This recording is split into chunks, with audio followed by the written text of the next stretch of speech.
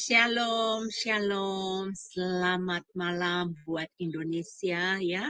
Saya Heni dari New York yang akan menjadi moderator Anda.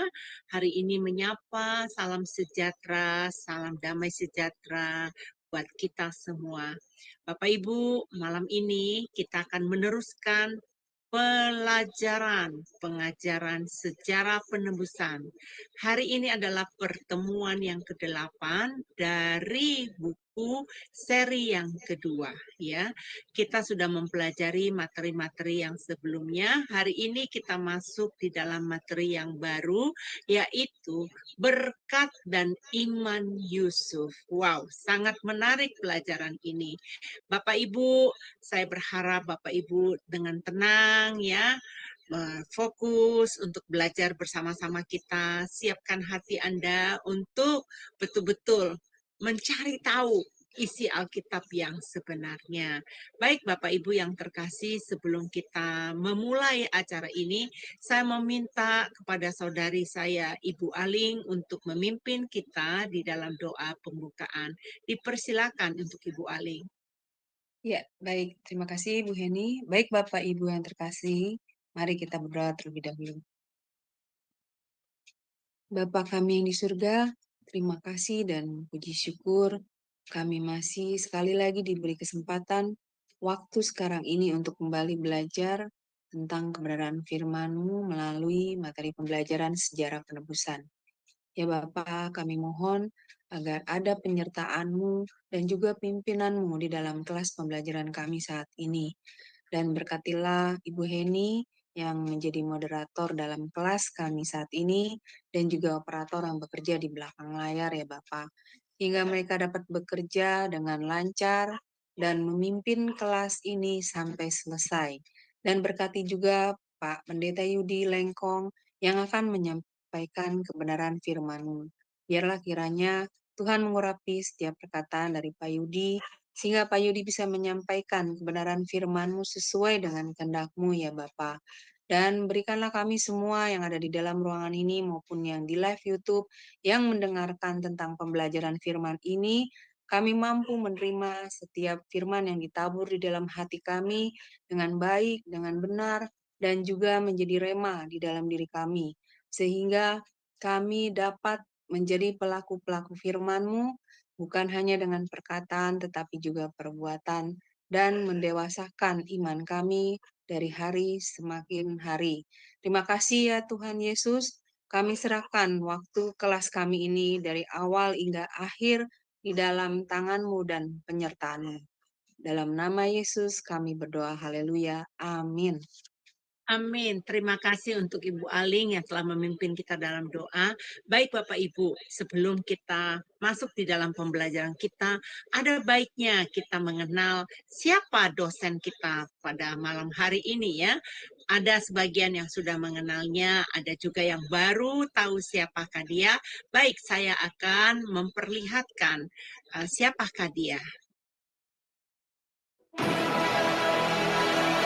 Shalom semua, berjumpa kembali dengan tema Adonai. Dan pada kesempatan kali ini kita akan berkenalan dengan pembicara kita, yakni Bapak Pendeta Yudi M. Lengkong. Dan berikut adalah profil singkat dari beliau.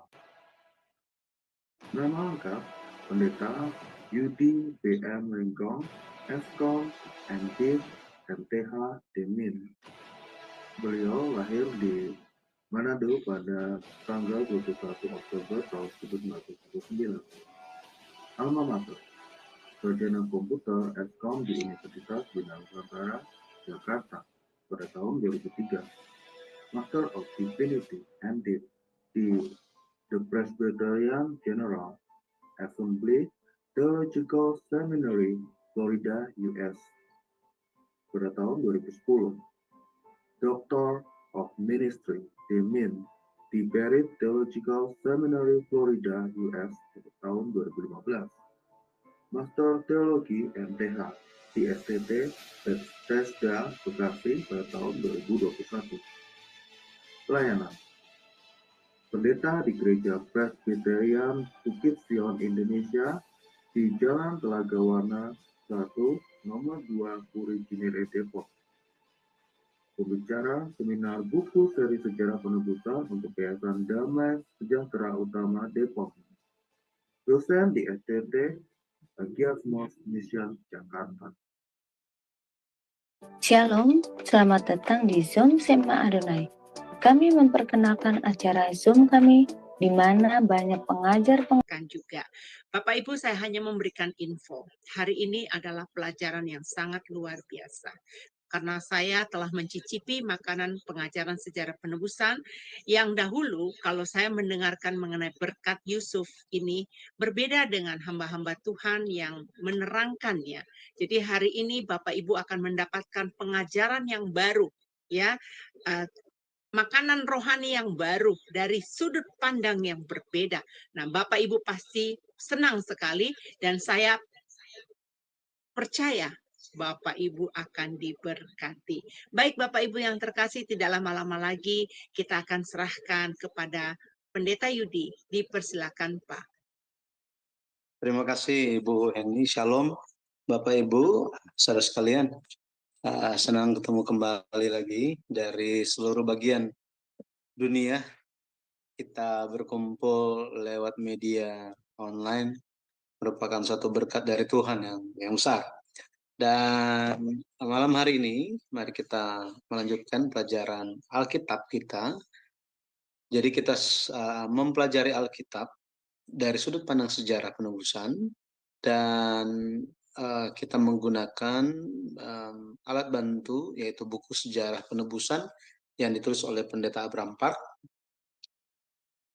Secara khususnya, buku yang kedua. Buku yang pertama kita telah membahas bersama-sama mengenai silsilah di Kitab Kejadian, dan bagian yang kedua ini, buku yang kedua ini kita membahas mengenai pertemuan yang terlupakan, dan hal ini berfokus kepada pertemuan-pertemuan dari antara orang Israel yang adalah keturunan Abraham dengan Tuhan. Ada banyak pertemuan tetapi mereka melupakannya, sehingga mengakibatkan sangat fatal bagi mereka. Tetapi bagi yang tidak melupakan pertemuannya dengan Tuhan, pada akhirnya akan memperoleh berkat Yusuf. Kita hari ini akan mempelajari bersama-sama dengan tema berkat dan iman Yusuf. Kita yang telah mengikuti pelajaran ini, kita juga bisa memahami bahwa perjanjian sulu yang didirikan antara Allah dan Abraham pada akhirnya digenapi. Kita telah mempelajari bagaimana penggenapan tersebut digenapi satu persatu oleh Tuhan melalui umatnya. Dan ada satu bagian yang terakhir kalau kita lihat di dalam penggenapannya, itu mengenai kejadian 15 ayatnya yang ke-6, yaitu keturunan yang keempat, keturunan Abraham yang keempat akan kembali ke Kanaan. Kalau kita perhatikan, keturunan iman yang pertama itu adalah Abraham, yang menjadi sasaran perjanjian Allah. Kemudian keturunan yang kedua, keturunan iman yang kedua itu adalah Ishak. Keturunan iman yang ketiga itu adalah Yakub. Dan dari antara 12 anak Yakub, kita telah melihat bagaimana pekerjaan penggenapan perjanjian sulu itu digenapi oleh Yusuf. Jadi Yusuf, dia merupakan keturunan yang keempat. Keturunan yang keempat. Kita telah melihat secara singkat mengenai Abraham, ya dia yang sulung, tetapi Ishak ini bukan dia yang sulung. Kalau kita lihat yang sulung itu adalah Ismail. Yakub sama, bukan dia yang sulung, tetapi ada Esau sebenarnya yang sulung. Yusuf, dia bukan yang sulung, masih ada anak-anak yang lain, Kalau kita lihat ada Ruben, Simeon, kemudian Lewi, Yehuda, dan seterusnya. Yusuf itu, jadi ini yang ke-12 itu Benyamin, yang ke-11 itu adalah Yusuf. Yusuf. Tetapi Alkitab mencatat bahwa Yusuf dia adalah yang sulung. Di dalam Alkitab kita bisa melihat bagaimana Allah bekerja dengan besar. Kehendak Allah itu dipahami dari antara 12 anak Yakub yang memahami kehendak Allah, memahami tentang penyelenggaraan penebusan lewat perjanjian sulh, itu adalah Yusuf. Jadi hari ini kita akan lihat seperti apa imannya, seperti apa berkat yang dia terima. Dan pada akhirnya ketika kita memperhatikan perjanjian sulh mengenai dua hal, yang pertama mengenai keturunan,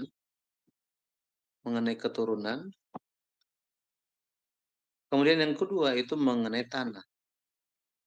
Jadi ada dua hal yang dijanjikan, itu yang pertama adalah keturunan dan mengenai tanah. Maksudnya apa? Keturunan Abraham pada akhirnya akan masuk ke tanah janji.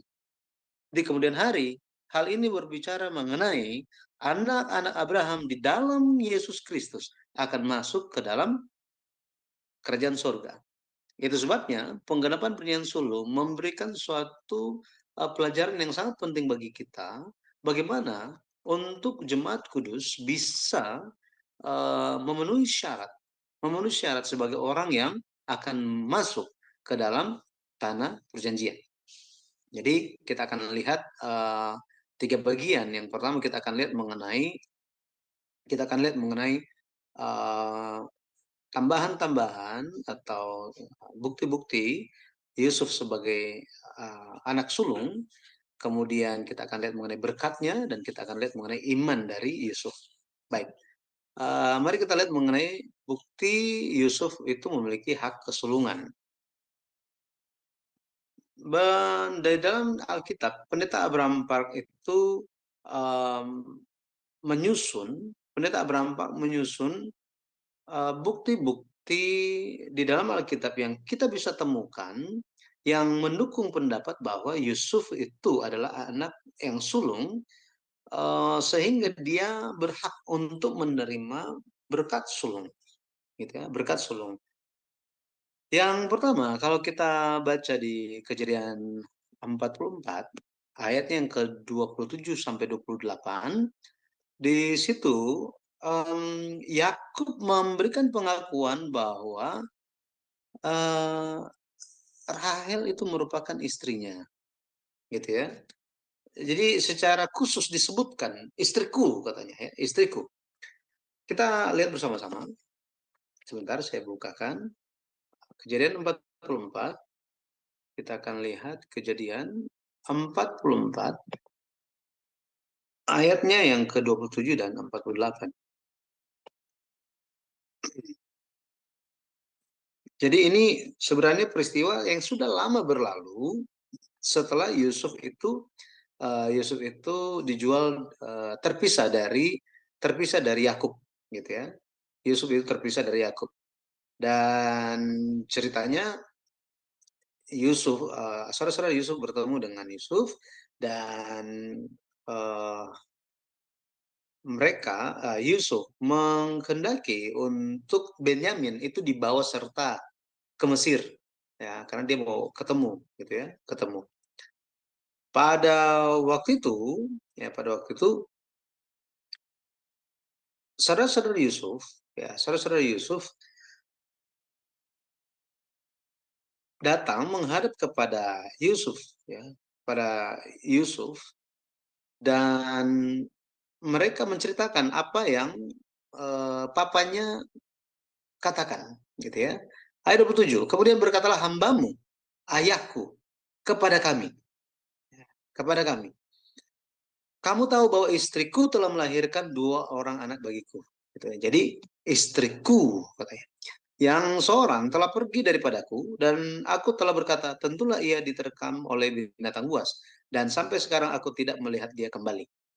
Nah, di sini perkataan Yakub, sini ayahku Yakub, bahwa dia bilang istriku telah melahirkan 2 orang anak bagiku. Di sini kita bisa melihat bagaimana Yakub menyatakan Rahel sebagai istrinya, dan pada dasarnya memang Yusuf, kalau kita baca dalam Alkitab, dia Yakub kerja 7 tahun, itu dia kerja kepada Laban selama 7 tahun adalah untuk apa? Untuk dapatkan Rahel. Tetapi ternyata setelah 7 tahun dia bekerja, yang diberikan kepada dia adalah Lea. Ini tipuan dari Laban. Pada akhirnya Laban meminta dia bekerja 7 tahun lagi. 7 tahun lagi. Kenapa? Karena setelah 1 minggu genap pernikahan antara Yakub dan Lea, Rahel diberikan kepada Yakub sebagai istri, tetapi dia harus kerja 7 tahun lagi.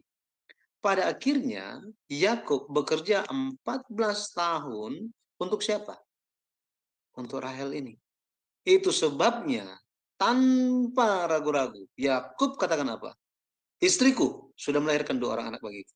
Yang satu, ya saya pikir dia sudah diterkam oleh binatang buas.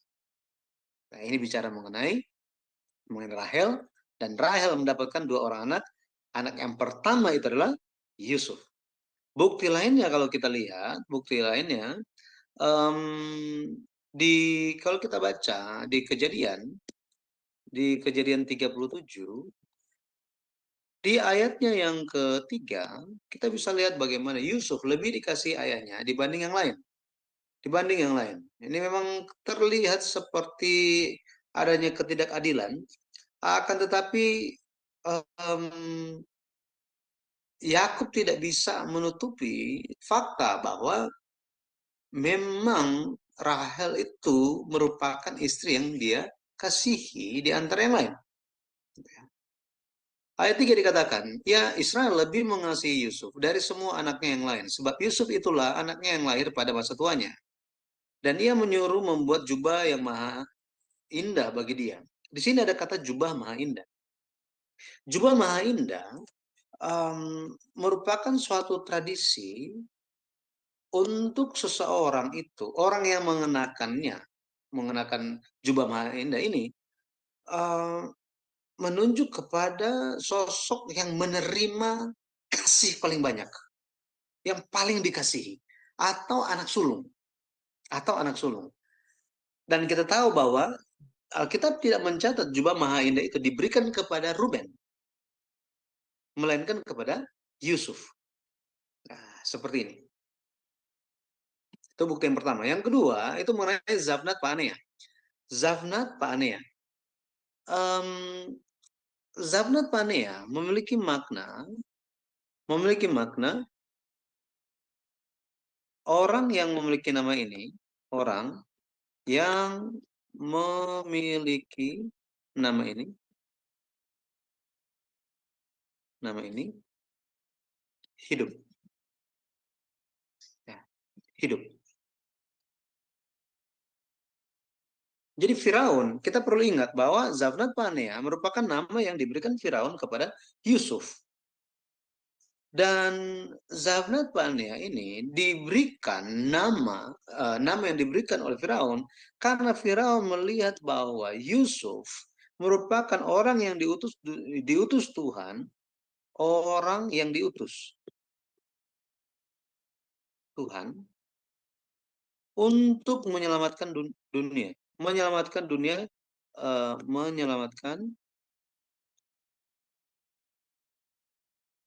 karena ternyata bukan hanya menyelamatkan Mesir saja atau bangsa-bangsa di sekitar, tetapi juga untuk menyelamatkan banyak bangsa. Dan nama ini memiliki makna penunjang kehidupan.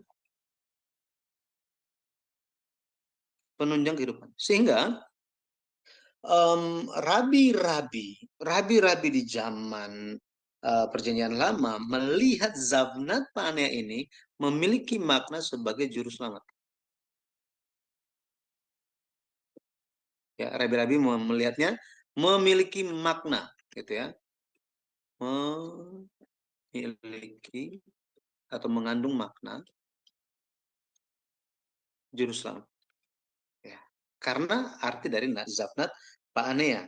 Dan memang kalau kita lihat, ini bisa dilihat dari Kejadian 45. Kejadian 45 ayatnya yang ke-11. Ini untuk Yusuf itu, dia ingin menyelamatkan keluarga dia. Tetapi bukan hanya dia, kalau kita lihat di Kejadian 41 ayatnya yang ke-20, dia menyelamatkan seluruh bangsa, ya, seluruh bangsa dan bahkan banyak bangsa di bumi. Kejadian 41 ayatnya yang ke-54 sampai 57. Bahwa seluruh bumi datang kepada Yusuf karena Yusuf ada roti, katanya. Orang harus datang kepada Yusuf untuk bisa hidup. Maka kita bisa memahami ketika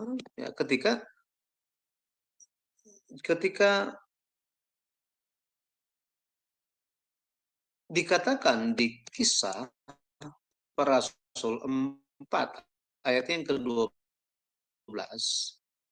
bahwa Yesus Kristus merupakan yang mempunyai hidup. Di bawah kolong langit tidak ada keselamatan selain di dalam nama Yesus. Di dalam nama Yesus. Kemudian kita tahu bahwa kitab Amos menyatakan akan terjadi kelaparan. Terjadi kelaparan. Dan ini bukan kelaparan akan makanan, haus akan minuman. Melainkan akan mendengarkan firman Allah. Itu sebabnya, apakah kitab Amos ini digenapi di zaman Yesus? Yes, digenapi. Yesus pada akhirnya menjadi roti hidup bagi semua orang di zaman Yesus. Lebih lagi kalau kita lihat di zaman kita perlu menerima banyak firman Tuhan. Ya, banyak firman Tuhan. Sehingga kita pun bisa menampung, bisa menyimpan, ya, makanan rohani sebelum datangnya kelaparan itu. Dan kita bisa melihat betapa banyak jiwa-jiwa yang haus dan lapar akan firman Tuhan. Itu sebabnya kita memiliki tugas, ya, tugas seperti yang dinyatakan oleh Pendeta Abraham Park bahwa dia memiliki harapan supaya pemahaman akan Alkitab dari sudut pandang sejarah penebusan, buku sejarah penebusan yang ditulis olehnya itu bisa menimbulkan gelombang-gelombang rohani yang membangkitkan semangat gereja-gereja di dunia. Bahwa pengetahuan akan Tuhan pasti akan memenuhi bumi seperti air menutupi lautan. Ya.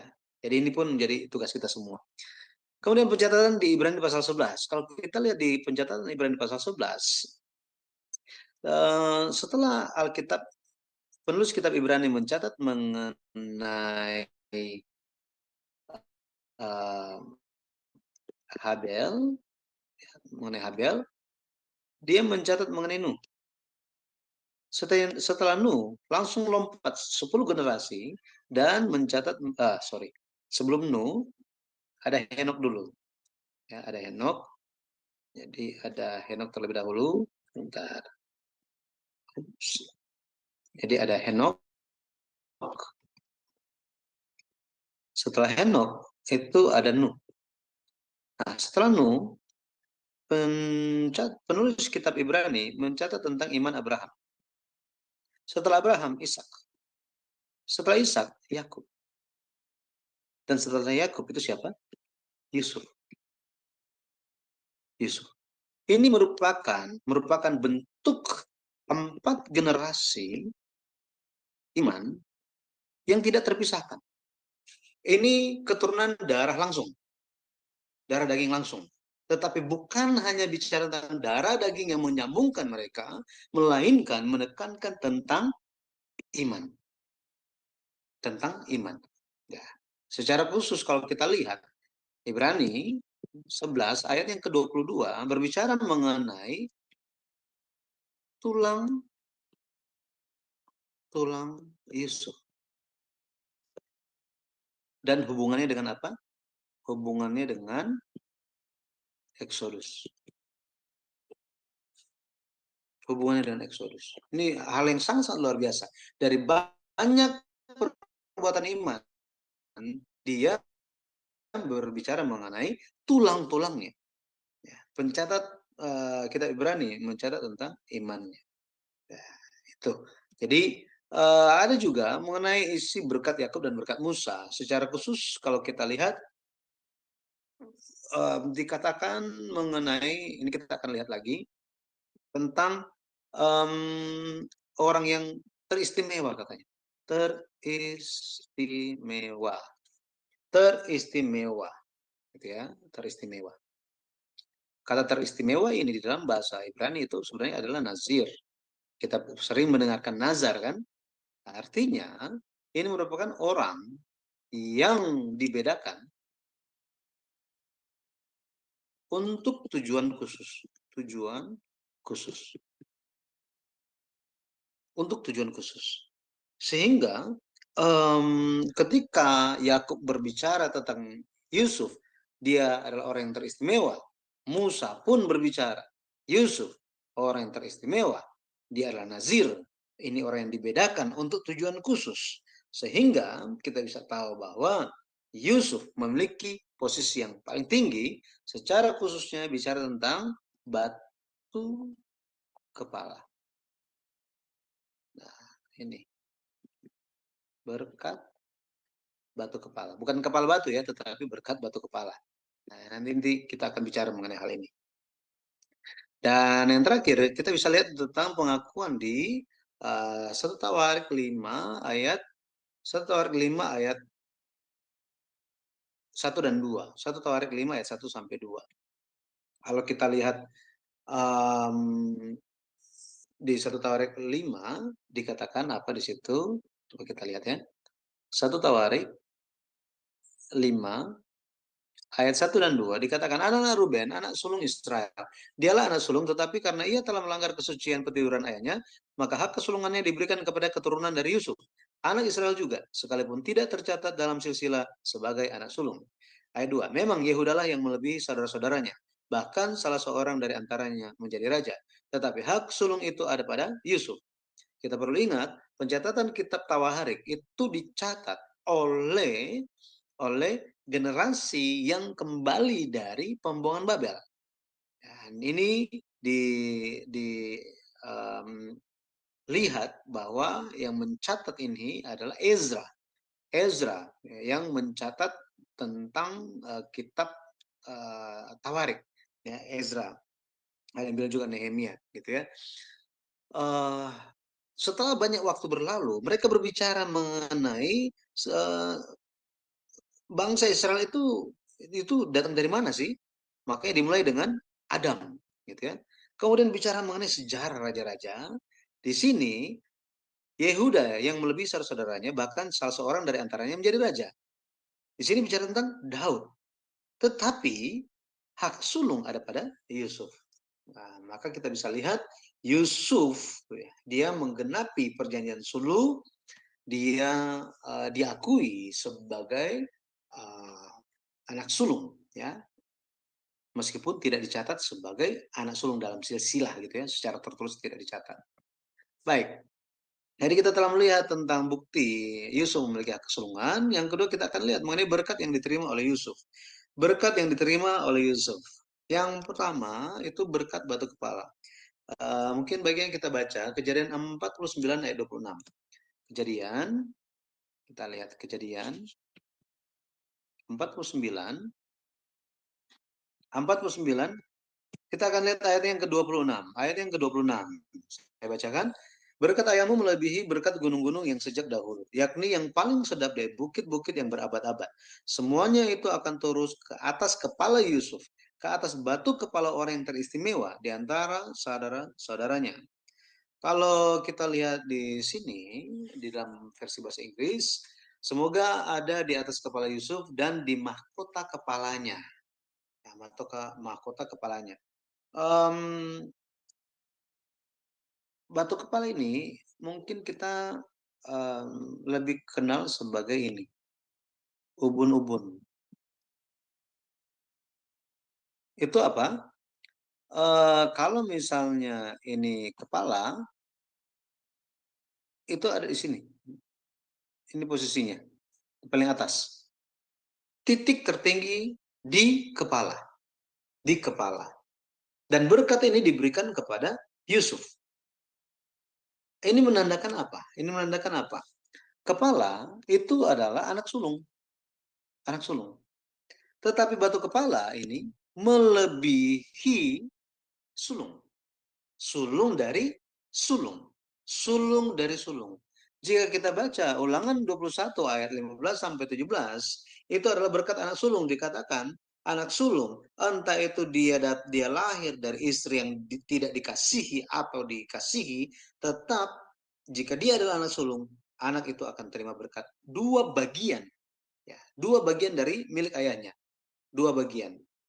Atau berkat dua kali lipat. Nah, makanya banyak orang Kristen suka berkat anak sulung, gitu ya, berkat anak sulung. Nah, kita perlu berjaga-jaga, jangan cuma suka berkatnya, tetapi kita juga harus suka melakukan kewajibannya.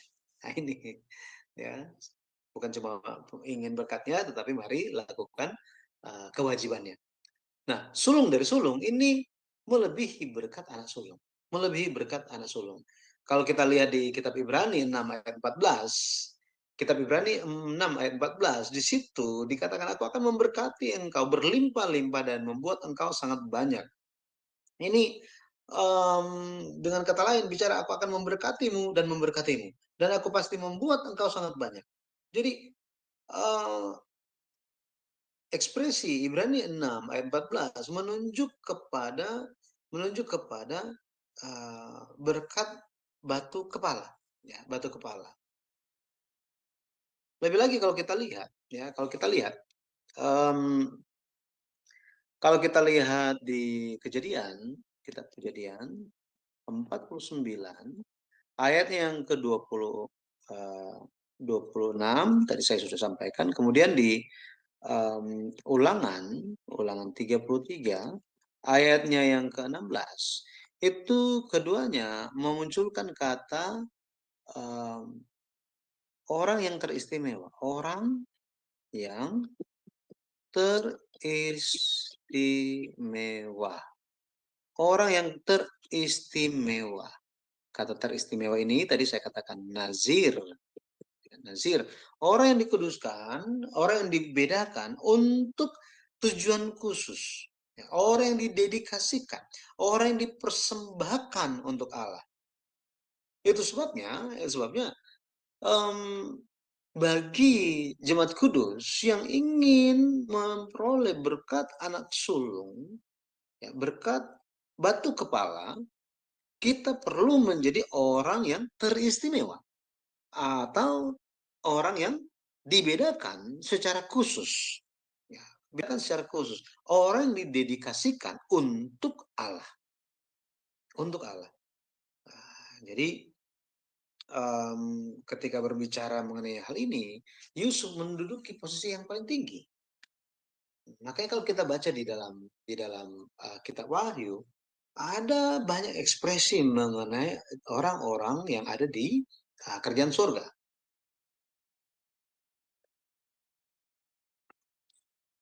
Salah satunya kalau kita lihat di Wahyu pasal 14. Wahyu pasal 14 itu berbicara mengenai 144.000 orang. Di atas Bukit Sion atau Gunung Sion yang mengikuti anak domba itu kemanapun dia pergi, mereka memiliki nama bapaknya dan nama anak. Jadi dikatakan bahwa mereka merupakan korban sulung. Ya, sulung. First, bahasa Inggrisnya first fruit. Jadi buah sulung. Buah sulung. Betapa pentingnya untuk menjadi ini, buah sulung ini. Dan buah sulung ini berbicara tentang siapa? Wahyu pasal 7. Ini bicara mengenai mereka yang dimeteraikan. Meteraikan. Dimeteraikan. Di mana? Di dahi katanya. Di dahi. Ini bicara mengenai apa? Meterai di dahi. Bicara mengenai gagasan. Ideologi. Bicara mengenai pengertian. Ya, pengertian. Maka siapakah yang dimeteraikan? Siapakah 144.000 orang ini? Ya, siapakah mereka? 144.000 orang ini pada akhirnya berbicara mengenai mereka yang memiliki karakter, pikiran Kristus, dan pikiran Bapa pada diri mereka. Sehingga mereka mengikuti anak domba itu kemanapun dia pergi. Mereka itu murni seperti perawat. Mereka mempelajari nyanyian baru. Nyanyian baru. Nyanyian baru ini tidak bisa dinyanyikan oleh siapapun kecuali oleh 144.000 orang ini. Ya. Di sisi yang lain, kita melihatnya, saya ingin mengajak kita bahwa suatu keuntungan ketika kita memiliki semangat untuk mempelajari firman Tuhan dari sudut pandang sejarah penebusan. Kenapa? Kita bisa melihat secara keseluruhan Alkitab dari kitab Kejadian sampai Wahyu, menembus semuanya dan melihat bagaimana kehendak Tuhan itu tidak pernah berubah, tetapi konsisten untuk penyelamatan, untuk memunculkan orang-orang yang maju, muncul sebagai buah sulung. Lebih lagi kalau kita lihat mengenai Yusuf, benar-benar dia menerima berkat, ya, sulung dari sulung. Ya, saya berdoa kiranya kita bisa menjalankan tugas sebagai orang yang teristimewa sehingga kita memiliki berkat yang sangat luar biasa ini. Kemudian berkat yang kedua yang dimiliki itu adalah berkat yang mengatasi atau melampaui tembok. Berkat yang mengatasi atau berkat yang melampaui tembok. Kejadian 49 ayat yang ke-22. Kita lihat. Yusuf adalah seperti pohon buah-buahan yang muda, pohon buah-buahan yang muda pada mata air. Dahan-dahan yang mengatasi tembok. Dari sini, dahan-dahannya mengatasi tembok. Kita lihat mengenai berkat ini, dikatakan tentang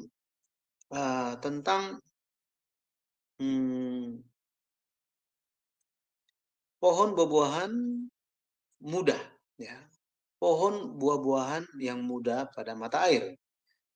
Jadi kita bisa melihat bahwa karena pohon ini ditanam pada atau di atas mata air, makanya dia bisa berbuah dengan limpahnya. Berbuah dengan limpahnya, menghasilkan buah. Kalau kita lihat buah-buahan ini berbuah, gitu ya, parah, ini menunjuk kepada menghasilkan banyak buah. Menghasilkan banyak buah. Dan ini merupakan suatu tugas sebenarnya kalau kita lihat. Kita ingat mengenai Galatia 5 ayatnya yang ke-22 sampai 23 tentang buah-buah roh. Buah-buah roh kudus yang kita perlu hasilkan, ya. Ada 9 yang kita perlu hasilkan, gitu ya. Jadi ketika kita berakar pada mata air, ditanam di atas mata air itu, kita akan menghasilkan buah-buah ini. Apapun yang dilakukan, berhasil. Mazmur 1 ayat yang ketiga. Jadi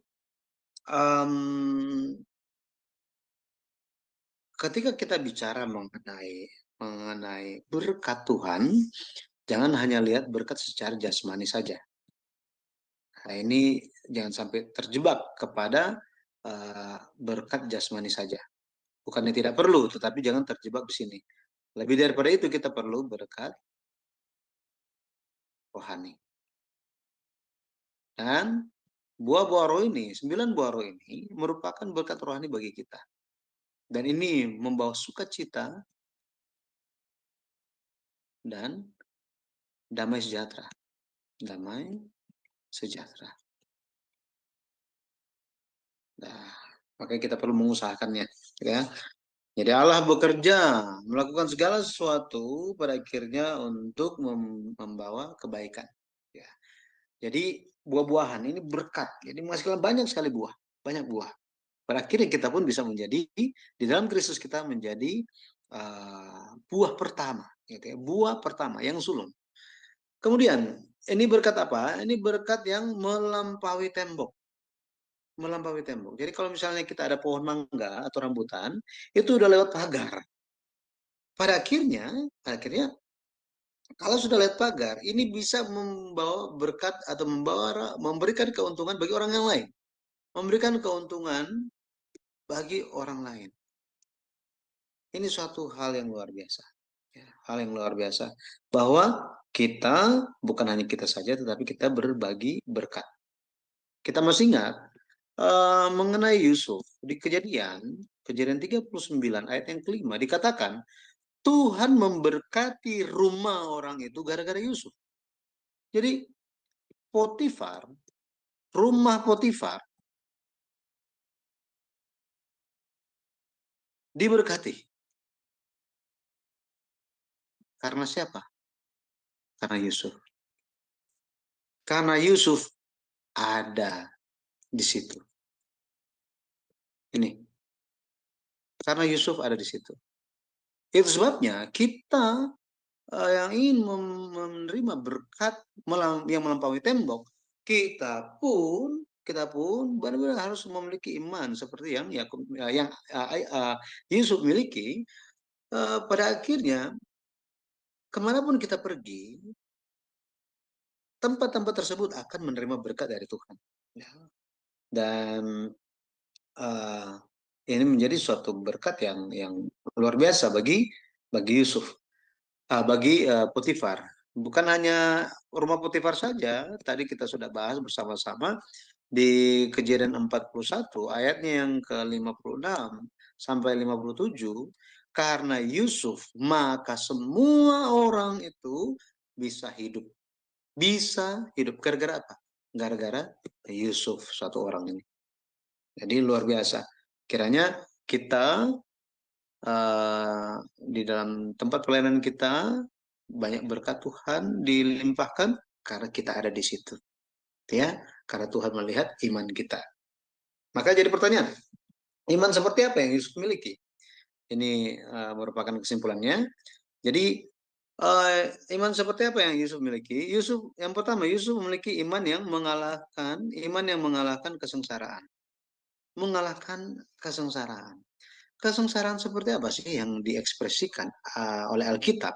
Kesengsaraan yang Yusuf alami. Kejadian 49 ayat 22 sampai 24. Tadi kita sudah baca ayat 22. Di situ dikatakan dahan-dahannya naik mengatasi tembok. Naik mengatasi tembok. Ayat 23 katakan apa? Walaupun pemanah-pemanah telah mengusiknya, memanahnya dan menyerbunya, namun panahnya tetap kokoh dan lengan tangannya tinggal lihat. Oleh pertolongan yang maha kuat, pelindung Yakub, oleh sebab gembalanya gunung batu Israel. Di sini kalau kita lihat, Yusuf dia bukannya menerima berkat itu dengan situasi yang damai, dia bisa menjadi berkat bagi banyak orang, bukannya di situasi yang nyaman, bukan seperti itu.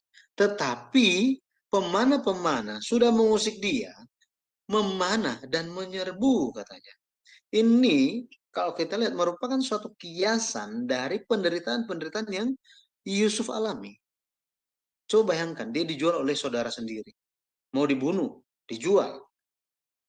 Udah kerja bagus-bagus, gitu ya. Dituduh, difitnah, dipenjarakan, dilupakan. Kalau kita lihat di Mazmur, di kitab Mazmur 105, ayatnya yang ke-17 sampai 19, dikatakan bahwa Yusuf pergi ke Mesir, leher dan tangannya, lehernya itu masuk belenggu katanya. Masuk belenggu. Dia mengalami penderitaan yang luar biasa. Yang luar biasa. Tetapi kita perlu sadar bahwa apa? Kesengsaraan ini diberikan kepada orang, ya, Tuhan berikan kepada orang orang yang hendak dipakai Allah untuk pekerjaan.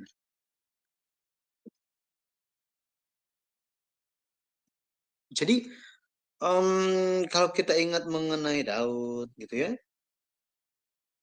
Tuhan menaruh orang-orang dalam kesengsaraan untuk apa? Dengan tujuan. Tuhan ingin pakai mereka dalam suatu pekerjaan yang besar. Itu sebabnya ketika mereka bertahan, iman mereka bertahan sampai akhir, mereka mengalahkan kesengsaraan. Mereka bisa mengalami berkat Tuhan, ya, berkat Tuhan. Cuma pertanyaannya, bagaimana dia bisa mengalahkan kesengsaraan ini? Ya, bagaimana Yusuf bisa mengalahkan, bisa menang atas panah-panah yang datang kepadanya, kepada orang-orang yang menyerbu dia. Kalau kita baca ayatnya yang ke-24, dikatakan panahnya tetap kokoh dan lengannya tinggal liat. Jadi dia tetap berdiri teguh. Dia tidak goyah. Gara-gara apa? Pertolongan yang maha kuat, pelindung Yakub, oleh sebab gembalanya gunung batu Israel. Nah, di sini dia bisa bertahan, dia bisa mengalahkan karena apa? Karena pertolongan Tuhan, pertolongan Tuhan. Tetapi ingat, pertolongan Tuhan tidak semorta-morta datang ketika kita berseru. Bisa ada waktu penantian jawaban dari doa kita. Tetapi di saat yang seperti itu, Yusuf, dia tetap bersandar kepada pertolongan Tuhan. Tetap bersandar. Ya, jadi kesusahan apapun yang kita sedang hadapi, kita sedang pergumulkan saat ini, mari kita ingat bahwa Allah merupakan sandaran hidup kita, dan dia pasti akan, ketika kita berserah, maka gunung batu itu yang maha kuat itu akan melepaskan kita semua. Amin. Dan yang kedua, iman yang seperti apa yang Yusuf miliki, itu adalah iman pada mata air. Jadi dia dikatakan di ayat 22, Kejadian 49 ayat 22, Yusuf adalah seperti pohon buah-buahan yang muda pada mata air. Pada mata air. Di sini istilah pada mata air di sini menunjuk kepada Tuhan. Bahwa dia itu bertumbuh. Dia bertumbuh lewat atau di atas dasar Tuhan. Di atas dasar Tuhan. Pada akhirnya dia itu tidak pernah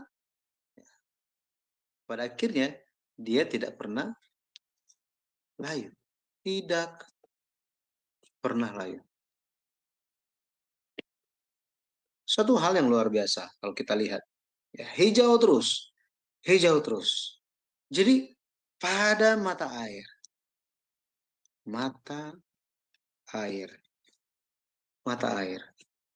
Ini bicara tentang Tuhan. Yesus, dia adalah air hidup. Air kehidupan. Ya, air kehidupan. Itulah Yesus. Referensinya Yeremia 2 ayatnya yang ke-13, kemudian Yeremia 17 ayatnya yang ke-13, ayat yang ke-13. Jadi Tuhan merupakan sumber air dari kehidupan. Dan dia hidup bersama-sama dengan Allah. Dia tidak pernah terputus dari Allah. Buktinya dari mana? Kalau kita lihat, dia menang, contoh gitu ya, menang atas godaan istri Potifar, godaan istri Potifar. Ini suatu hal yang luar biasa kalau kita lihat. Kenapa? Yusuf merupakan anak muda, gitu ya, anak muda. Dan di usia yang sangat muda itu, dia bisa menang atas godaan dari istri Potifar. Menurut suatu legenda, sebenarnya bukan legenda, catatan dari tetangga kita, kitabnya tetangga kita, bahwa Potifar itu, istri Potifar itu sangat seksi, dan dia itu menggoda Yusuf itu bukan cuma 1 hari, 1 kali, 2 kali, bukan. Dan setiap hari dia digodain. Yusuf itu digodain. Istri Potifar selalu menggoda dia. Tetapi Yusuf berbicara apa? Bagaimana mungkin aku berbuat dosa di hadapan Allah? Aku berdosa terhadap Allah.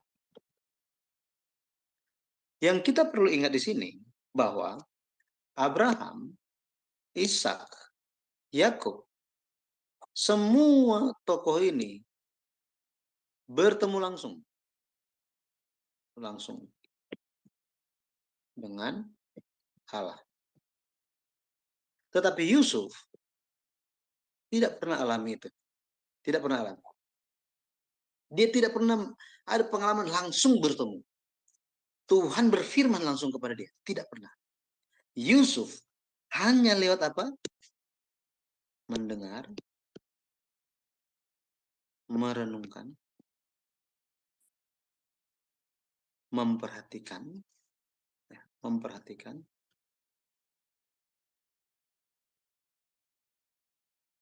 bahkan mempelajari.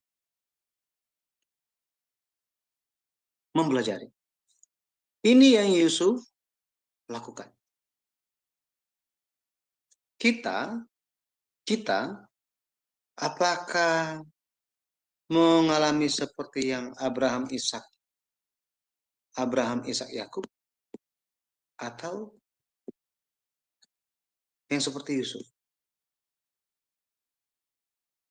Kebanyakan dari kita ini kan seperti Yusuf kan, mendengar, merenungkan, memperhatikan, mempelajari tentang apa? Tentang Tuhan lewat firman-Nya. Itu sebabnya kalau kita lihat Yusuf bisa menang. Dia berakar kepada Tuhan. Hal yang lain kalau kita lihat, dia selalu memuliakan Tuhan, selalu memuliakan Allah atau Tuhan, ya, memuliakan Allah. Kalau kita lihat di kitab Kejadian pasal 41 ayat 5, Yusuf dia mengartikan semua mimpi Firaun, tetapi dia tidak lakukan itu sendiri. Yusuf katakan apa? Allah yang bisa, Allah yang sanggup, Allah yang melakukan semuanya. Aku bisa lakukan itu bukan saya, tetapi Allah, katanya. Allah.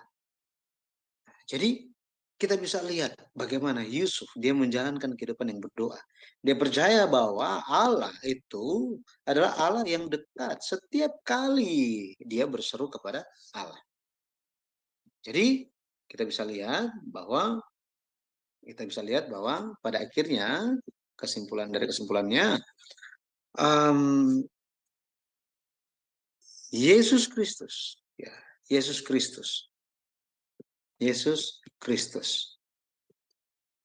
Menurut Yohanes 1 ayat 1 sampai 2, kemudian ayat 14, Yesus Kristus dia menuju ini kepada firman itu sendiri. Bahkan kedatangan kedua, kedatangan Yesus Kristus kembali, itu namanya akan disebut sebagai firman Allah. Firman Allah. Ya. Wahyu, ini bisa lihat di 19, di ayat 11, 12, kemudian ayat 18. Jadi pada akhirnya Yusuf dia menerima berkat, segala berkat yang luar biasa. Dia bisa bertahan atas segala tantangan dalam hidup dia, kesengsaraan dia, karena dia menjalani kehidupan yang bersandar senantiasa kepada Tuhan. Dia selalu dekat berdoa kepada Tuhan. Dia selalu ingat setiap janji-janji Tuhan. Setiap perkataan-perkataan warisan iman yang dia terima. Jadi saya berdoa dalam nama Tuhan Yesus Kristus, kiranya kita semua yang mengikuti pelajaran ini pun menyadari bahwa, semakin menyadari bahwa hanya lihat firman Tuhan saja, maka mata kita akan dibukakan. Hati kita dicerahkan. Lebih lagi, pencerahan Roh Kudus akan dialami, yang akan kita alami. Sehingga lewat pencerahan Roh Kudus itu kita bisa menemukan hal-hal yang tersembunyi dalam Alkitab, dan semuanya disingkapkan bagi kita sebagai orang-orang yang teristimewa, orang-orang yang didedikasikan untuk suatu tujuan khusus demi kemuliaan nama Tuhan, demi penggenapan pekerjaan Tuhan di hari akhir. Jadi saya berdoa sekali lagi, kiranya warisan iman tidak terputus, melainkan terus berlanjut lewat kita yang mengikuti pelajaran ini, dimanapun kita berada, kita teruskan kepada banyak jiwa. Dan nama Yesus dimuliakan. Haleluya. Amin. Terima kasih. Saya kembalikan kepada Ibu Heni. Silakan Ibu. Ya, makasih banyak Pendeta Yudi. Pelajaran hari ini sungguh mendalam ya, sangat memberkati kita semua.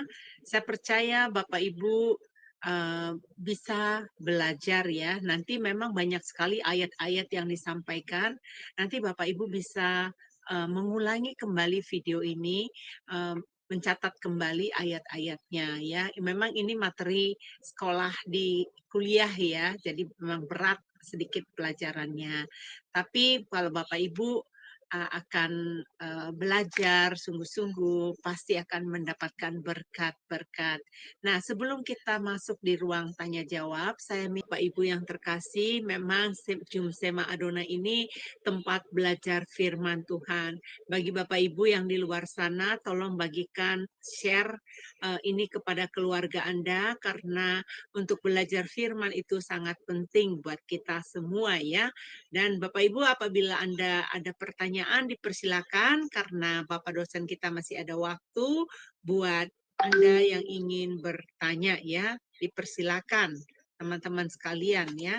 Apa yang hari ini telah dipelajari, ya silakan untuk angkat tangan ya. Baik, untuk Ibu Aling dipersilakan.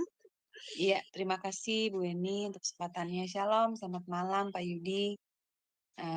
Saya mau tanyakan Pak, apakah Yusuf itu tipologi dari Yesus Kristus ya Pak? Maksudnya kehidupan dia, dan apa yang dimaksud dengan anak sulung Pak? Iya, terima kasih. Baik Penjelasannya, Ibu. Pak. Jadi Yusuf kalau kita lihat memang selain daripada Ishak yang sering digunakan, yang menjadi tipologi Yesus Kristus itu adalah Yusuf. Itu bagaimana kehidupan dia. Kalau kita lihat Ishak kan bagaimana Ishak naik ke atas Gunung Moria untuk dipersembahkan, dia memikul kayu bakar untuk diri dia sendiri, untuk pengorbanan diri dia sendiri. Itu merupakan tipologi bernubuat tentang bagaimana Yesus akan memikul, akan dikorbankan, akan berkorban, jadi korban pendamaian bagi manusia. Dan Yusuf lebih lagi tentang bagaimana Yusuf dijual, gitu ya. Yusuf dijual, nah, kita langsung teringat bagaimana Yusuf dijual oleh saudara-saudaranya. Ya, dalam hal ini dijual oleh siapa? oleh saudara-saudaranya kan, ya, oleh muridnya sendiri yang Yesus panggil sebagai saudara, gitu, sebagai teman. Kemudian bagaimana Yusuf, dia menjadi penunjang kehidupan dan rabi-rabi melihat dia sebagai juru selamat, ya, tipikal juru selamat.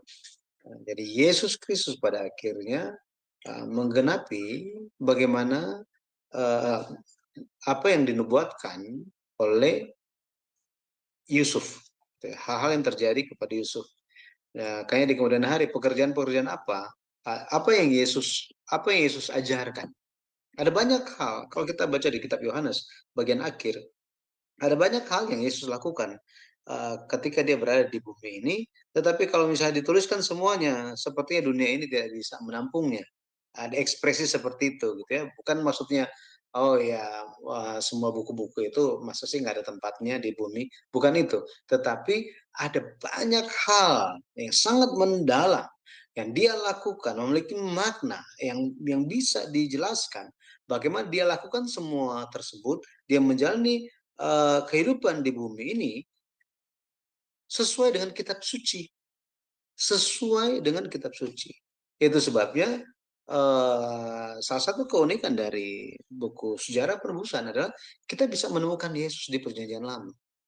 Menemukan Yesus di Perjanjian Lama. Dan ini seperti yang Ibu bilang tadi, gitu ya. Terus satu lagi tadi ditanyakan tentang anak sulung. Apa yang dimaksud dengan anak sulung?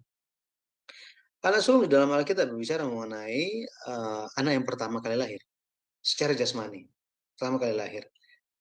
Yang terutama, kalau kita lihat tentang makna sulung, sulung, ketika anak sulung itu yang lahir pertama, yang dilahirkan pertama, itu bukan hanya sekedar secara jasmani dia yang pertama, bukan. Kalau kita baca di Kejadian 49, itu ada beberapa ekspresi. Setidaknya ada 5 ekspresi. Permulaan kegagahanku, gitu ya. Jadi yang pertama-tama, jadi sangat mulia, suatu posisi yang sangat-sangat mulia. Itulah anak sulung, ya, anak sulung. Makanya bagi mereka yang memahami pentingnya anak sulung secara rohani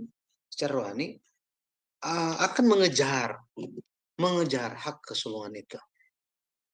Tetapi orang-orang yang hanya melihat secara jasmani dan tidak melihat apa pentingnya, maka hanya akan mengejar secara jasmani dan tidak akan sadar tentang berkat rohaninya, ya. Makanya kita mempelajari bahwa berkat rohani itu lebih besar daripada jasmani. Ya, memang ketika menerima berkat rohani, pasti jasmani pun akan menyusul, gitu ya. Seperti itu janji Tuhan kepada kita. Tapi anak sulung yang dibicarakan di dalam Alkitab adalah tentang suatu kebanggaan dari orang tua, dalam hal ini ayah, ya, bapak. Kenapa? Karena anak sulung merupakan sosok yang akan melanjutkan perjanjian. Itu sangat penting. Makanya anak sulung memiliki peran penting dalam Alkitab. Ya, peran penting dalam Alkitab. Sampai-sampai Alkitab mengekspresikan, ini kalau kita hanya lihat secara luar, seperti itu cocok logi. Ini mungkin yang pernah dengar gitu ya, cocok logi gitu ya.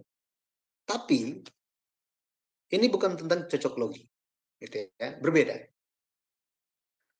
Kalau kita lihat mengenai anak sulung ini, bahkan diperebutkan sejak dalam kandungan.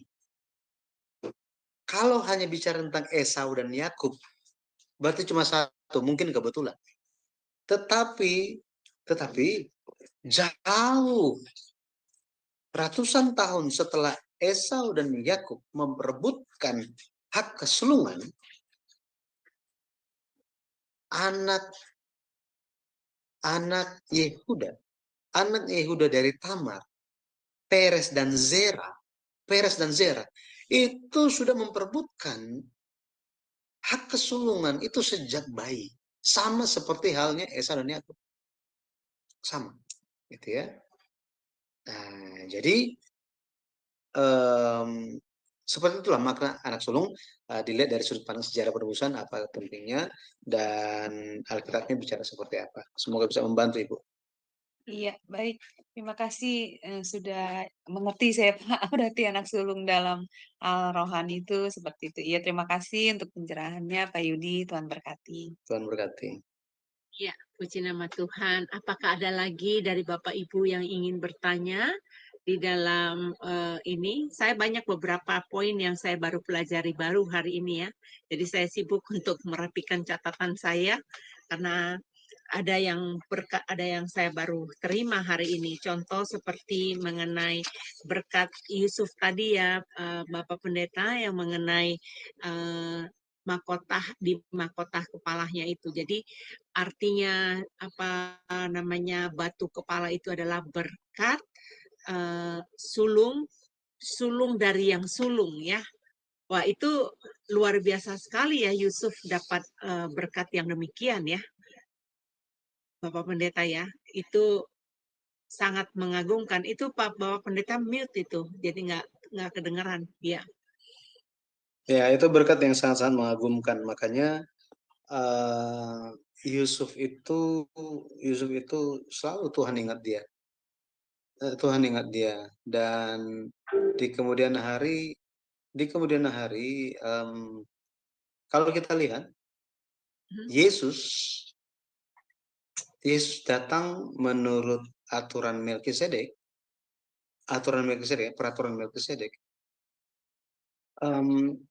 itu pun menjelaskan bagaimana Yusuf, ya, bagaimana posisi Yusuf sebagai anak sulung.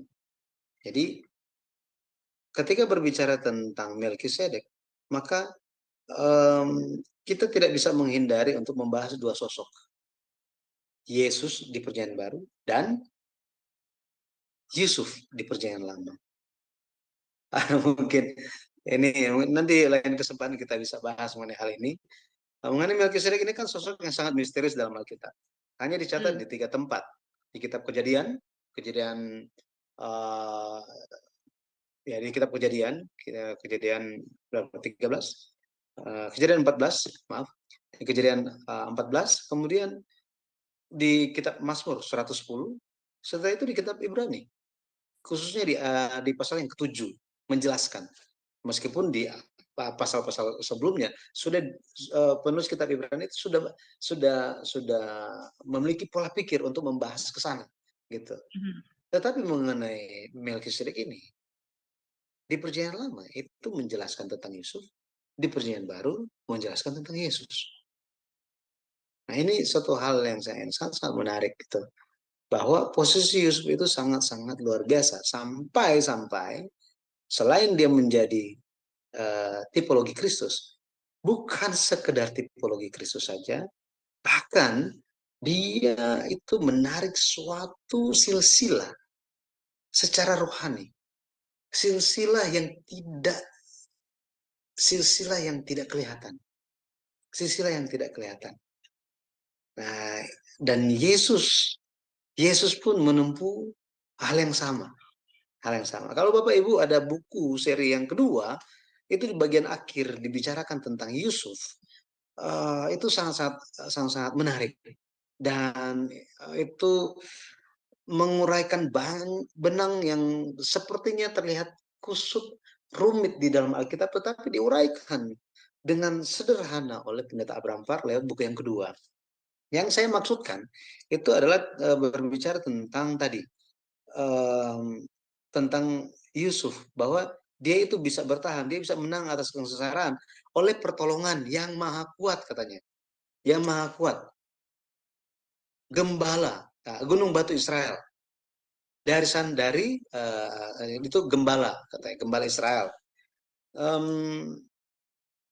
Kalau kita lihat, kita pelajari tentang Kejadian pasal 49, janji tentang Mesias itu diberikan kepada Yehuda, ya, kepada Yehuda.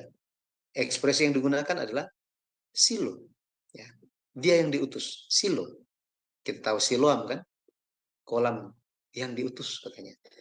Tetapi bukan hanya janji Mesias itu akan datang, itu bukan hanya diberikan kepada Yehuda, diberikan juga kepada Yusuf. Bagaimana mungkin, misalnya gitu, Ibu Heni apakah punya 2 kakek?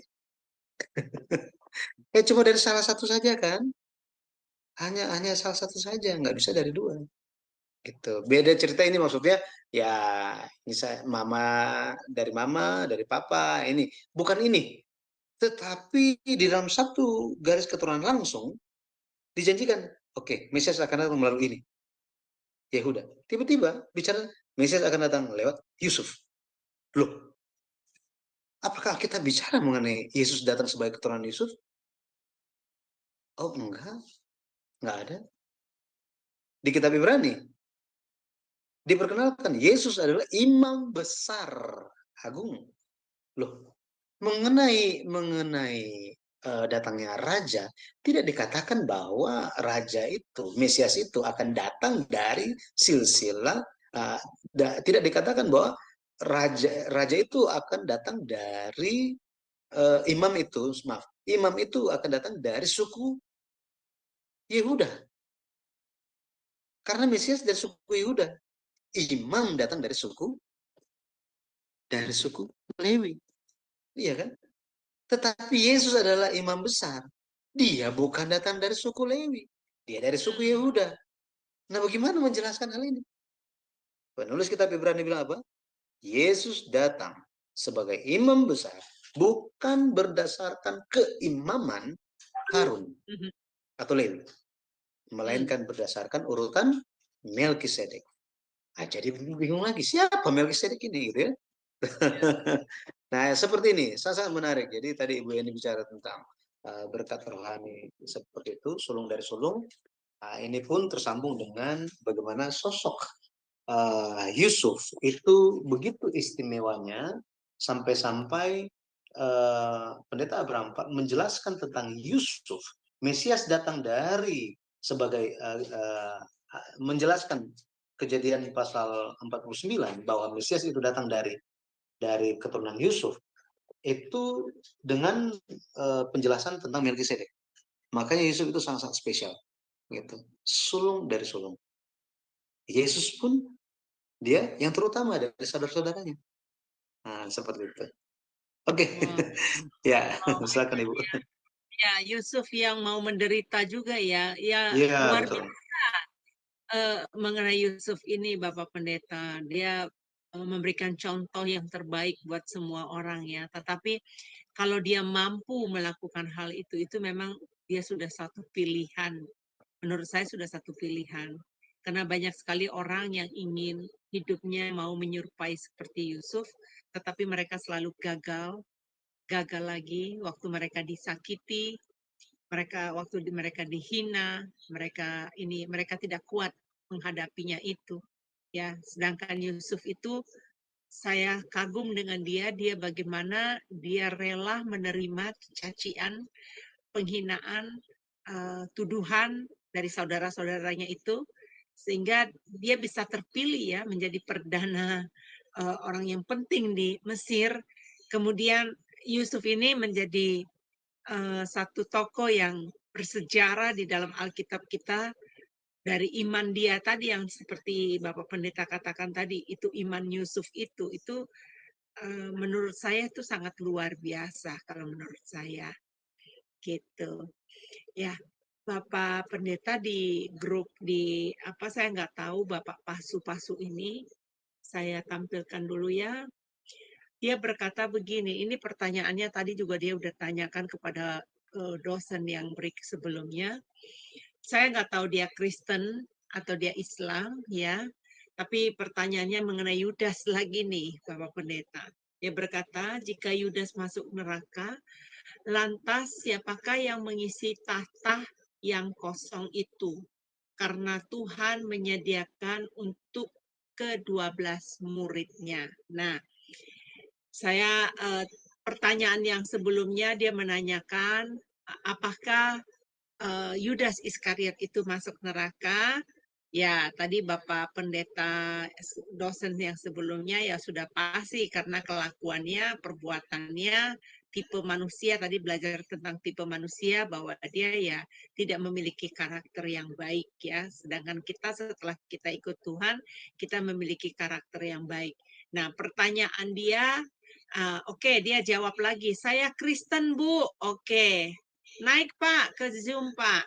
Jadi bisa berdialog langsung pada dosen ya Pak ya. Baik. Nah itu pertanyaannya Bapak Pendeta. Itu Yudas itu. Ternyata dia kurang mengerti tentang apa yang menyediakan tempat untuk 12 takhta ini. Bapak ini harus belajar continue ya, belajar rutin gitu loh. Ya silakan Bapak Pendeta Yudi menjawab pertanyaannya ini. Baik. Jadi ini meskipun jadi kita membahas tentang Yusuf, tetapi kita bukan hanya interdenominasi, tetapi bukan hanya internasional, tapi intertema gitu ya. Lompat. Iya, Nah, ini Papa. nggak apa-apa. Jadi seperti mungkin saya tambahkan sedikit saja gitu ya. Karena sudah dijelaskan oleh Bapak dosen yang sebelumnya. Apa bedanya Petrus, apa kesamaan Petrus dan Yudas? Mereka sama-sama murid Yesus. Siapa yang berkhianat? Dua-duanya berkhianat. Iya kan? Dua-dua berkhianat. Bukan hanya dua, semua lari. Yohanes balik duluan. Ya, akhirnya yang lain pun balik kembali. Yang membedakan Yudas itu apa? Yudas dia tidak bertobat dan memilih jalan untuk bunuh diri. Pada akhirnya tali pun menolak dia. Jadi Yudas itu dia tidak berbalik kepada Tuhan, dia tidak bertobat dengan hati yang dipenuhi oleh pikiran dia sendiri. Pada akhirnya dia bunuh diri, tali menolak dia, pohon menolak dia, bahkan bumi pun menolak dia. Dia mati dengan naasnya. Bedanya dengan Petrus dia apa? Dia bertobat. Dia bertobat. Murid-murid mereka berbalik. Nah, jadi selesailah mengenai Yudas itu kan. Terus apakah setelah Yudas itu tidak ada, maka di tahta itu kurang satu, maka ada kosong? Saya pikir tidak demikian, gitu ya, tidak demikian. Suatu ketika murid-murid itu bertanya kepada Yesus, Guru, kami telah meninggalkan keluarga kami, pekerjaan kami, semua hal kami telah tinggalkan untuk ikut Engkau. Apa yang akan kami dapatkan? Yesus bilang apa? Aku berkata, sesungguhnya kalian akan ada bersama-sama denganku menghakimi 12 suku Israel. Jadi waktu itu Yudas masih ada enggak? Masih ada. Betul ya? Sehingga di sini bukan berbicara mengenai siapa. Bukan. Bukan mengenai, oh Yudas, berarti oh dia terus ternyata apa? Oh kan Yudas sudah ditentukan. Maka ini kembali lagi ada tersirat pertanyaan, apakah ini bukankah Yudas, berarti Yudas sudah ditentukan untuk jadi murid. Bukankah dia sudah ditentukan? Kenapa dia hilang? Berarti kalau dia sudah hilang, berarti tidak ada lagi yang bisa mengisi posisi dia. Alkitab bilang apa? Tidak demikian. Setelah murid-murid itu menerima kuasa Roh Kudus, mereka berdiskusi dan mereka bilang apa? Perlu digenapkan jumlah yang telah ditentukan oleh Tuhan kita. Marilah kita memilih seorang untuk mengisi posisi yang telah ditinggalkan oleh Yudas itu. Maka dibikinlah undian. Dan yang terpilih kita tahu siapa? Matias. Ya, benar ya, Matias ya? Matias, dia yang terpilih. Jadi, bukan masalah kosong dan kosong suatu posisi itu. Tidak. Kalau kita lihat, Allah bekerja mempersiapkan jalan untuk Yesus. Ya. Allah siapkan jalan untuk Yesus Kristus. Caranya bagaimana? Dengan mengutus Elia. Itu merupakan nubuat terakhir dari perjanjian lama lewat Nabi Maleaki. Sesungguhnya sebelum hari besar dan dahsyat itu datang, aku akan mengutus Elia untuk berjalan mendahului, mempersiapkan jalan katanya, membuat hati anak kepada bapa dan bapa kepada anak. Pada akhirnya kita tahu bahwa bukannya Elia yang reinkarnasi, bukan. Tetapi tampillah Yohanes Pembaptis dalam roh dan kuasa Elia. Ingat, dalam roh dan kuasa Elia. Bukan Elianya, bukan rohnya Elia, bukan. Bukan roh yang, jadi kalau misalnya saya nggak ada lagi, misalnya roh ini pindah ke Ibu Heni misalnya. Nggak seperti itu. Oh, nanti ada seorang anak yang lahir, terus nanti roh saya pindah ke sana gitu. Lahir lagi. Jadi saya yang baru gitu. Bukan. Alkitab tidak mendukung hal ini. Itu bukan firman Tuhan. Gitu ya. Ini doktrin Alkitab. Tetapi kalau kita lihat bahwa ketika Yohanes Pembaptis itu, dia datang di dalam roh dan kuasa Elia, dia mempersiapkan jalan untuk Tuhan, apa yang terjadi? Ketika Yesus Kristus melakukan pekerjaan pelayanan, dia masuk penjara, si Yohanes Pembaptis ini. Setelah Yohanes Pembaptis masuk penjara, apa yang terjadi? Ya kan, apa yang terjadi? Yesus mundur pekerjaannya. Pekerjaan Yesus itu mundur. Gara-gara siapa? Yohanes Pembaptis masuk penjara. Terlebih lagi Yohanes mati dipenggal. Gitu kan? Setelah Yohanes Pembaptis ini tidak bisa melakukan tugas mempersiapkan jalan, apa yang Yesus lakukan? Dia pilih 12 murid. Ini kronologinya. Jadi setelah Yohanes Pembaptis itu mati, apa yang terjadi? Yesus, setelah Yohanes Pembaptis itu masuk penjara, Yesus pilih 12 murid. 12 orang untuk menyertai dia dan memberitakan Injil. Nanti bisa baca di Markus pasal 1 sampai 3. Gitu. Nah, di sini kita bisa lihat bahwa Tuhan bisa ganti satu orang yang gagal, posisi satu orang dengan banyak orang yang lain. Kita di dalam iman, kita percaya bahwa kita telah diselamatkan. Haleluya, amin. Kita melakukan pelayanan. Haleluya, amin. Tetapi jika kita tersandung, jangan pikir Tuhan tidak akan ada yang ngantri untuk posisi kita. Tuhan bisa isi dengan banyak orang. Istilah orang Indonesia itu mati satu tumbuh 1000 gitu. Ketika saya itu dipindahkan ke Malang, saya sebagai worship leader, sebagai konduktor, saya sebagai pembina pemuda gitu ya. Tetapi setelah saya sebagai yang mengajar firman juga gitu ya, belajar firman Tuhan. Setelah saya nggak ada, banyak worship leader yang muncul. Konduktornya pun bermunculan gitu kan. Terus pengajar-pengajar itu pun mulai bermunculan. Ibu ini salah satunya mulai ikut pelajarannya gitu ya. Kelas apa itu? Saya lupa ya. pelatihan kelas pengajar sejarah penebusan. Gitu ya. Jadi yang kita perlu pahami bahwa meskipun Yudas gagal di tidak Kitab Wahyu bicara mengenai 12 murid, itu bukan lagi bicara mengenai Yudas, bukan.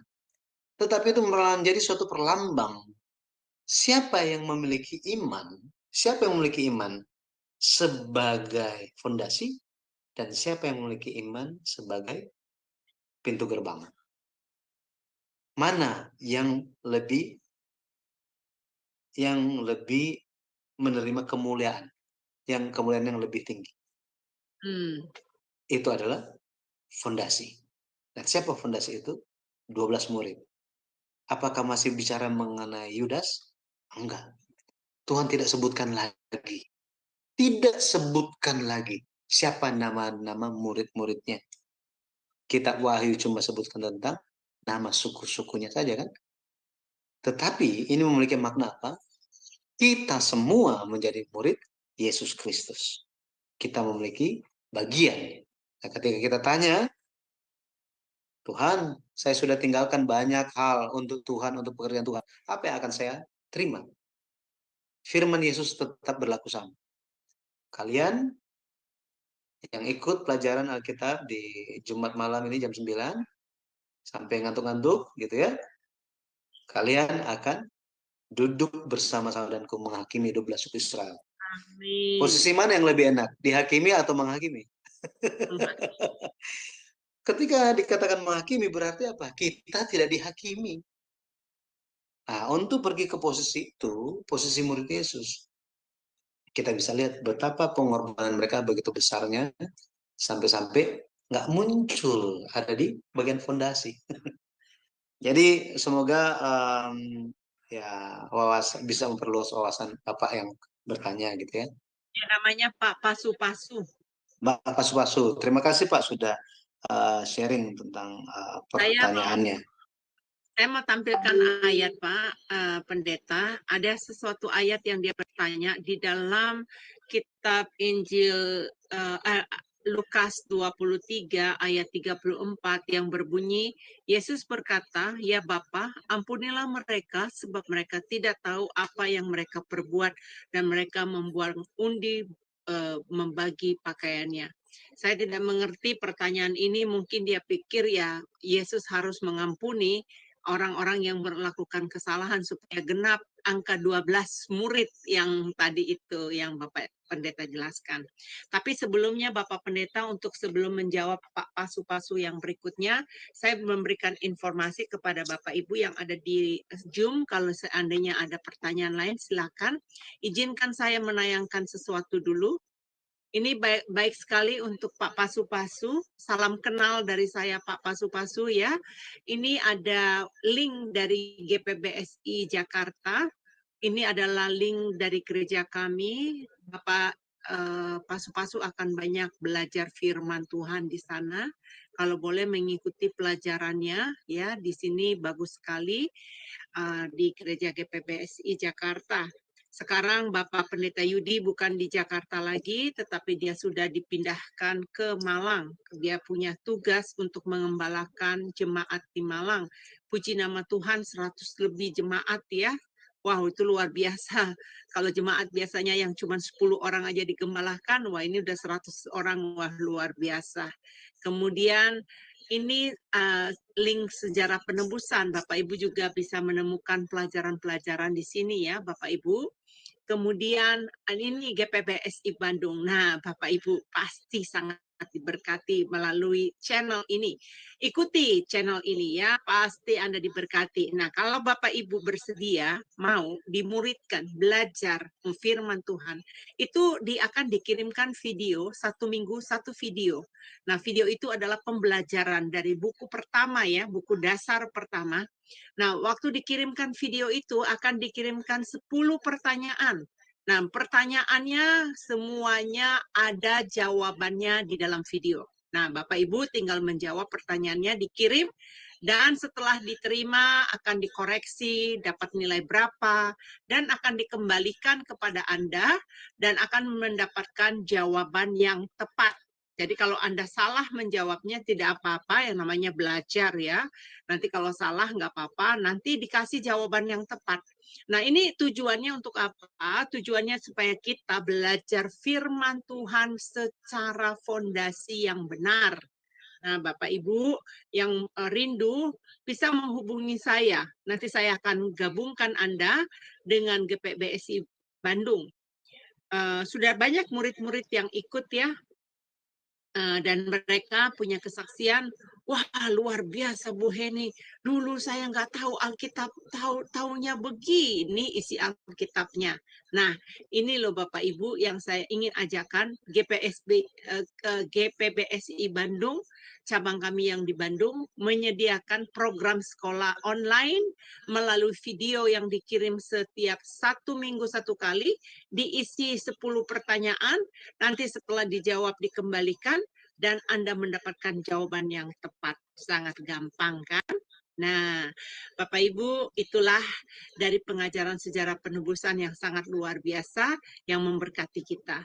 Nah, menurut saya, Bapak Pendeta, ini Bapak Pasu-Pasu ini saya lihat ada antusias dia belajar firman, tapi saya nggak tahu bagaimana cara pertumbuhan dia selama ini, dan sehingga dia masih membingungkan tentang Yudas Iskariot itu, apakah dia diselamatkan atau tidak ya, dan kemudian dia masih bertanya tentang murid Yesus itu, yang ke-12 murid itu, dan Yesus itu mestinya mengampuni dosa-dosa orang ya. Jadi mestinya Yudas itu harus diampuni kayaknya begitu. Nah, coba nih Pak Pendeta, mungkin Bapak Pendeta bisa menjawab pertanyaan terakhir ini sebelum Bapak Pendeta beristirahat ya. Saya tahu ini sudah malam sekali di Indonesia. Dipersilakan. Baik, intinya saya perlu sampaikan bahwa saya nggak tahu Bapak sementara tanya apa gitu ya. Apa yang ditanyakan, jadi hanya bisa mengira-ngira saja gitu. Apa yang ditanyakan. Bukan seperti yang Ibu Heni yang tadi sampaikan gitu ya. Ya Bapak ampunilah mereka sebab mereka tidak tahu apa yang mereka perbuat. Apakah Yudas tidak tahu apa yang dia lakukan?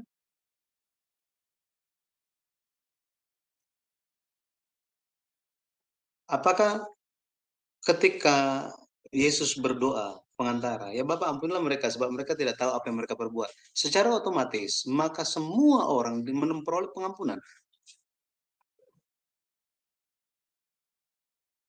Jadi pengampunan itu diberikan secara gratis, tetapi tidak semua orang meresponnya dengan iman. Betul itu. Jadi apakah pengampunan Allah itu, kasih Allah sampai akhir itu apakah berubah? Tidak.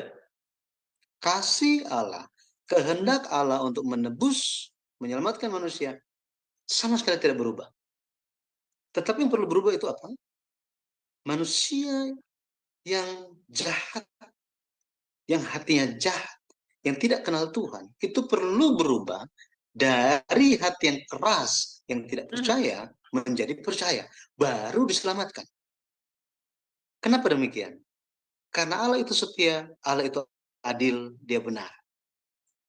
Ketika kita bicara mengenai keadilan Allah, berarti semua harus ada aturan. Benar ya? Harus ada aturan. Ada persyaratannya. Tangan Tuhan sudah buka lebar-lebar. Apakah semua orang juga mau mendekat dan memeluk?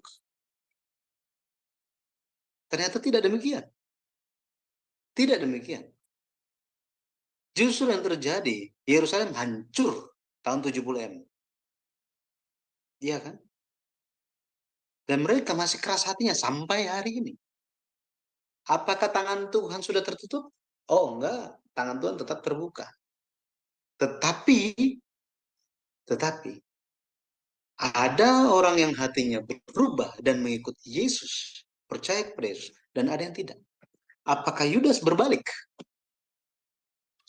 Yesus Yesus mendoakan siapa? Yudas juga.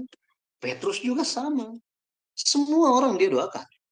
Tetapi apakah mereka berubah? Doa Yesus tidak pernah berubah. Tetapi apakah mereka berubah?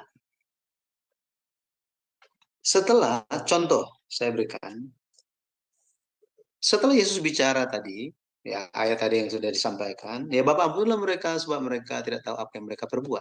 Setelah mendengar hal ini, kan ada dua penjahat yang disalibkan bersama-sama dengan Yesus, sebelah kiri dan sebelah kanan. Misalnya, yang di sebelah kanan misalnya, dia berubah. Bukan misalnya ya, salah satu dari antara dua penjahat yang disalibkan di atas kayu salib, dia sangat terkagum lewat satu perkataan firman yang Yesus sampaikan, yaitu, ya Bapa ampunilah mereka sebab mereka tidak tahu apa yang mereka perbuat. Di situ hatinya tersentuh, dia berubah, dia membela Yesus. Dia bilang apa? Kita memang orang jahat, tetapi orang ini adalah orang yang benar. Kemudian apa yang dia sampaikan? Yang salah satu penjahat ini, Yesus, ingatlah aku ketika engkau datang sebagai raja. Terjemahan lainnya, ketika engkau masuk dalam kerjaan. Jadi dia menjadi percaya. Apakah dia percaya dari awal? No. Dia juga menghujat Yesus ketika mereka disalib. Bayangkan, ibu pernah bapak-bapak pernah kepotong jarinya. Apakah ketika jari terpotong, kita masih bisa mengutuk orang, menjelek-jelekkan orang? Sambil berdarah, aduh kurang ajar itu ibu itu ya, aduh dia dasar gini. Nggak ada kan? Lupa semuanya.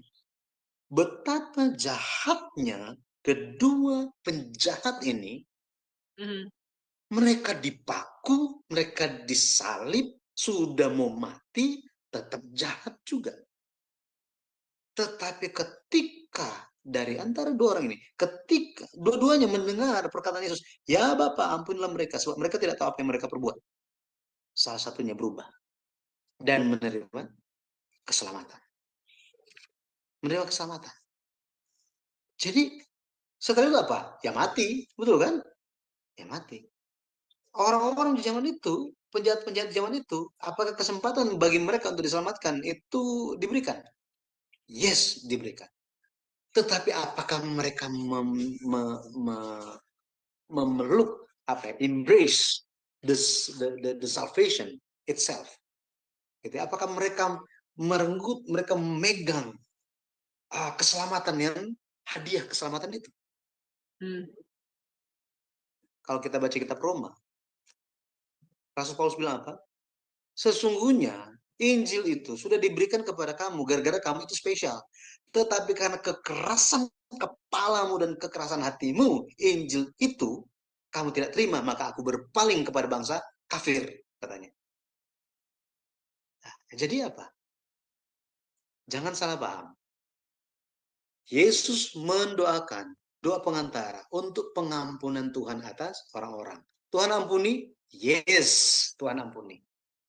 Apakah mereka percaya, mereka menerima pengampunan itu? Mereka percaya Yesus? Ada yang percaya, ada yang enggak. Betul ya? Sama Yudas, apakah dia percaya? Ternyata sampai akhir tidak. Gitu. Ternyata sampai akhir tidak. Itu bukti-buktinya, bagaimana responnya. Gitu ya. Jadi semoga kita pun bisa melihat bahwa jangka waktu itu, pintu dibukakan itu ada jangka waktunya. Seperti film mulai ada the end-nya, penyelamatan pun ada the end-nya. Sejarah penebusan akan berakhir. Jadi sebelum itu berakhir, tangan Tuhan itu terbuka lebar. Amin. Mari kita menjadi orang yang teristimewa. Ya, kita membawa banyak jiwa ke hadapan Yesus untuk menerima kasih keselamatan itu. Amin. Amin. Amin. Iya, jadi hari ini kesimpulannya bagaimana Pak Pendeta? Jadi kita harus menghidupkan ya iman kita seperti iman Yusuf ya, supaya bisa mendapatkan berkat yang seperti yang Yusuf terima ya. Ya, seperti itu. Menurut saya di sana, iya betul. Wow. Luar biasa.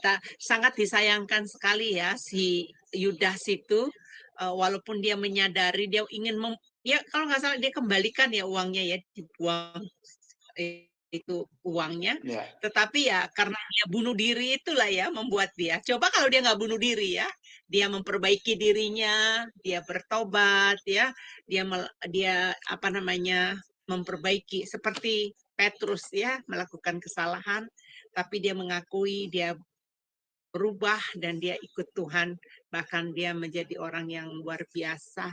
Nah, kalau Yudas melakukan hal itu, wah, saya rasa juga berkat-berkat jasmani dan rohani dia akan terima. Jadi cuman sayang sekali Yudas melakukan hal yang demikian sehingga dia tidak bisa menerima berkat yang seperti berkat iman Yusuf yang diberikan kepada dia gitu. Baik, Bapak Pendeta, kami mohon doa berkat buat kami. Sebelumnya berikan kepada kami statement closing-nya dan kelas kita akan berakhir segera. Dipersilakan, Pak. Iman Yusuf adalah iman yang tertuju kepada mata air. Yesus Kristus adalah sumber air kehidupan. Ketika Yesus ada di dalam kita, Yesus katakan bahwa dalam diri kita akan mengalir aliran-aliran kehidupan. Kiranya kita bisa menjadi orang-orang yang selalu ada Yesus di dalam hati kita dan menampakkan Kristus itu dalam kehidupan kita. Seperti halnya Yusuf yang menampakkan kemuliaan Tuhan di sepanjang kehidupan dia. Kalau kira dia menerima berkat, dia menggenapi perjanjian Tuhan, sama seperti itu, kita pun tentu kita akan menggenapi setiap rencana yang baik dari Tuhan untuk menggenapkan setiap firman-Nya, ya, membawa baik jiwa ke hadapan Tuhan dan tetap bertahan sampai akhir. Tuhan Yesus memberkati, mari kita berdoa. Allah Bapa yang hidup, terima kasih Engkau telah menyertai pelajaran kami di malam hari ini. Kiranya Engkau Bapa yang akan membungkus hati dan pikiran kami, sehingga meskipun kami lupa semuanya, kami tetap ingat bahwa iman kami harus didasari di dalam Yesus. Apapun kehidupan kami yang sedang kami jalankan, yang sedang kami hadapi pergumulan hidup, biarlah kami tetap menghadapinya bersama-sama dengan Tuhan di dalam kami. Terima kasih ya Bapak, Engkau menjadi gunung batu sandaran kehidupan kami berserah kepadamu.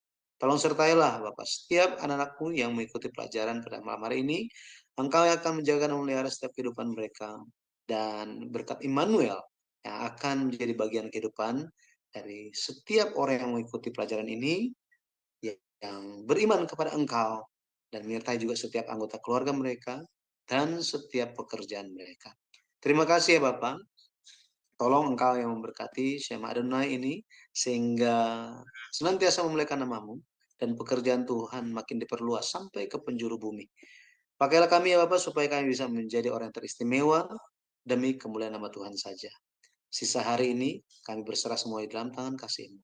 Sampai kami bertemu kembali, kiranya Engkau yang menjaga kesehatan kami, dan memberikan kekuatan untuk menjalani hari-hari di depan kami. Terpujilah nama Tuhan, kami berdoa semua hal ini di dalam nama Tuhan Yesus Kristus. Amin. Amin, amin. Terima Tuhan kasih Bapak. memberkati.